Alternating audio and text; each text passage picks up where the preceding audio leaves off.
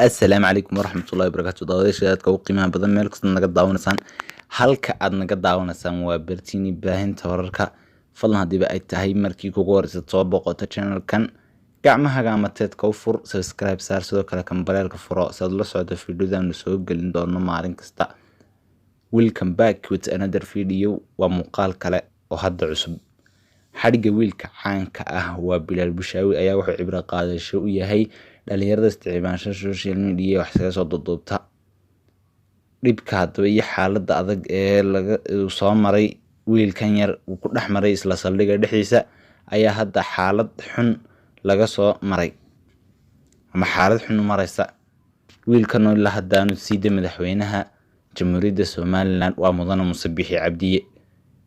wiilkan Bilaal Bushaawi ayaa waxa uu dhashay dhinaca iyo maxaga iyo koonfurta magaalada Xamar.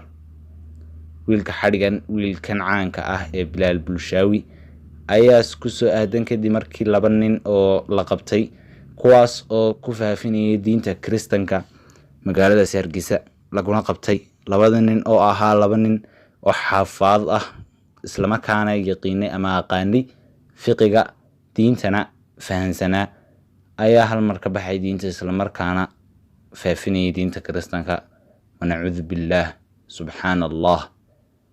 hadaba daawadayaal fadlan commentiga ku soo qor wax allaala iyo wixii aad ku difaacaysa diinta Islaamka.